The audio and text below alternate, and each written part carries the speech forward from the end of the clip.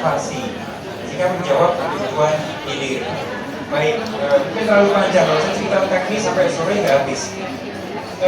Baik, jadi ini kan perlu waktu lama, risk taking, keberanian, mencoba dan gotong royong.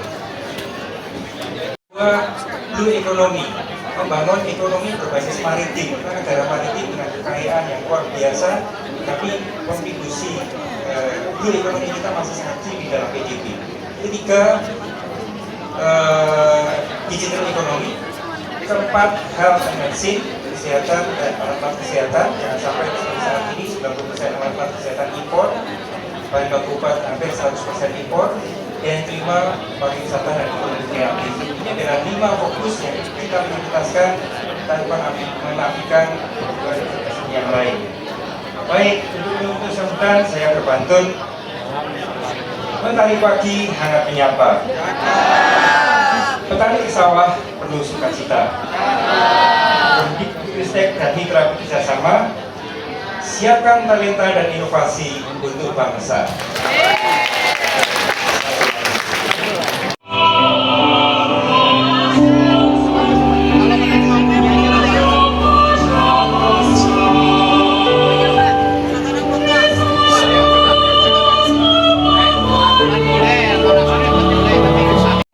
Namanya bisa ketemu di antara kebutuhan industri kita, Dudi kita dengan program matching fund yang ada di kedai Reka dengan program lainnya.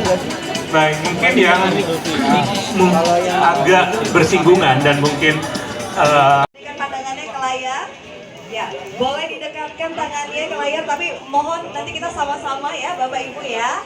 Baik, sudah siap sepertinya Bapak dan Ibu. Jangan ditempel dulu Ibu. Oke, kita nanti sama-sama tempel ya Bapak ya. Baik, dengan mengucap basmalah dalam sebetulnya kita membutuhkan juga sebaran dari agar tidak hanya boleh coba ada timernya lagi ya. Video. Agria Suara, sekali lagi Agria Suara yang ini.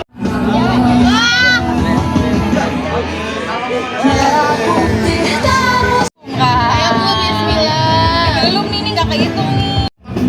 Nggak nyala tau itu.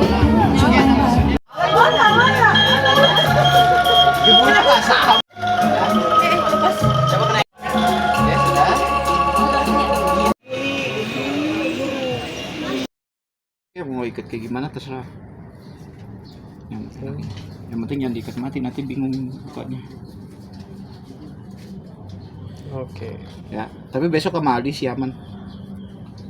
Maksudnya Aldi yang ngerjain nanti dapat bantu-bantu dikit aja. Iya.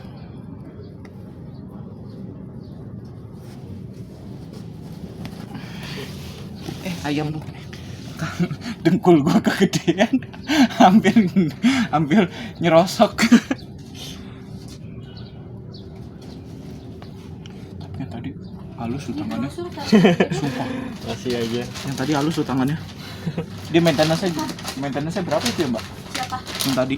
Yang cewek. Kayaknya sering ke salon sih kayaknya kalau dari kelihatan. Iya, makanya maintenance berapa itu ya? Tapi cakep. Tangannya halus banget asli.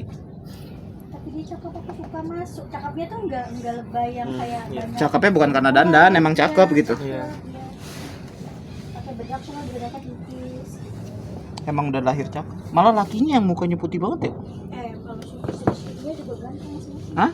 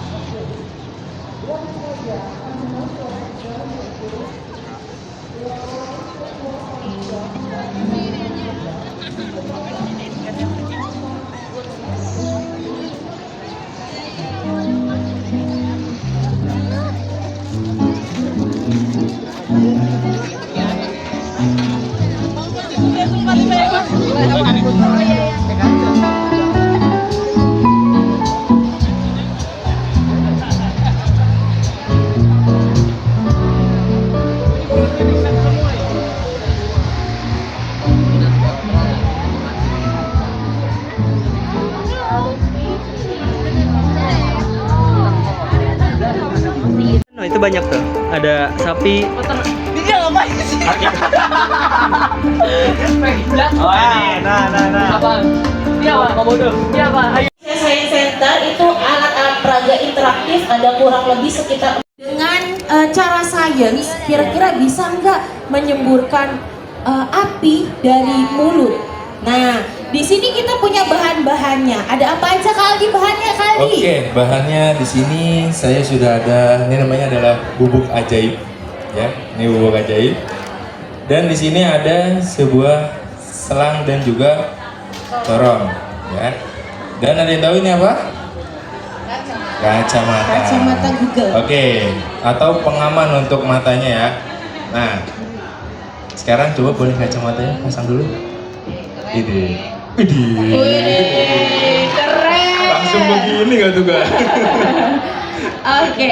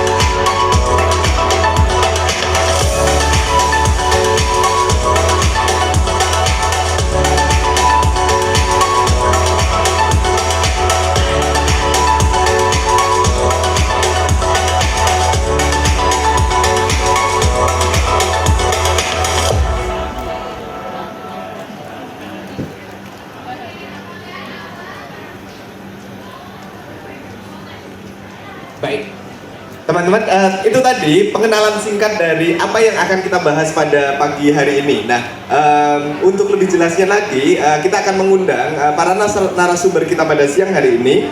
Yang pertama adalah Dr. Apoteker Amirah Adila. Silahkan Ibu kemudian dengan ini sidekicknya gitu ya, dengan Mas Zakaria Koiri. Silakan Mas Koiri. Ibu Dr. Amira dan Mas Koiri ini mengembangkan sesuatu yang sangat keren yang disebut dengan ASI bubuk.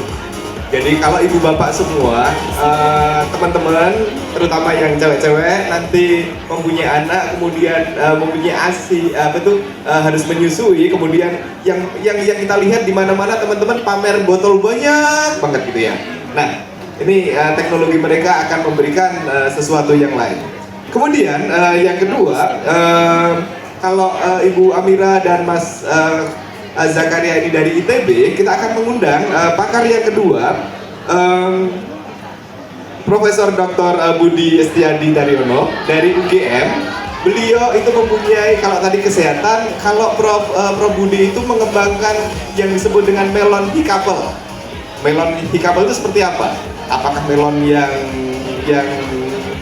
lebih besar atau melon yang lebih kecil? Karena ukuran itu kan mempengaruhi begitu ya, mau lebih besar atau mau lebih kecil. Nah, nanti Prof Budi itu akan bercerita bagaimana membuat melon yang lebih disukai.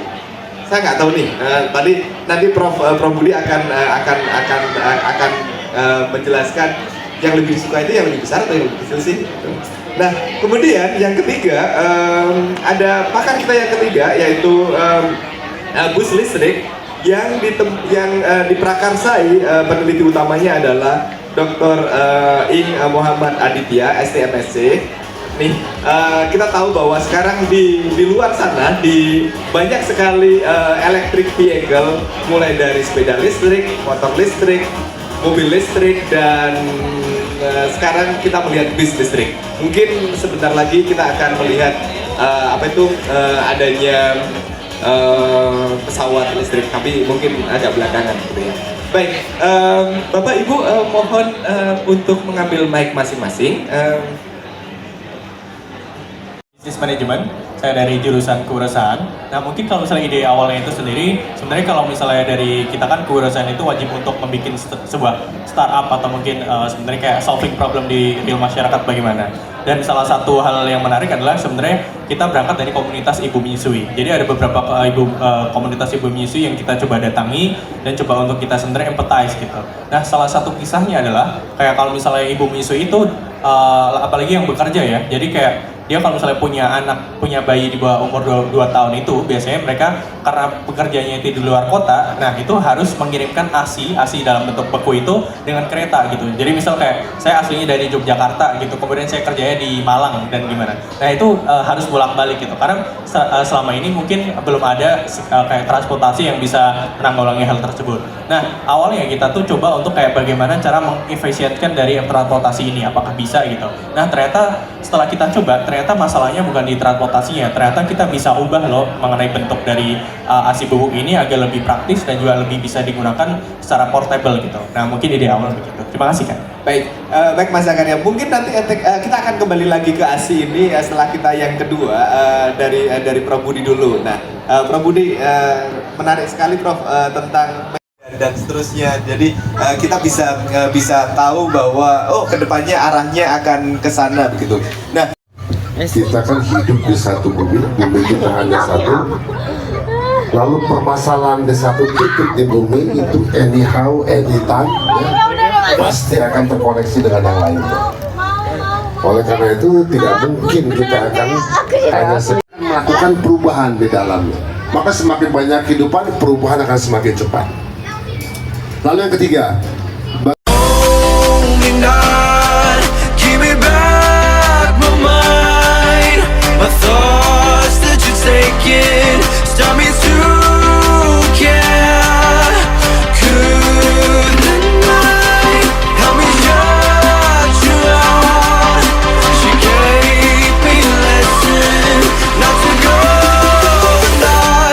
I already know.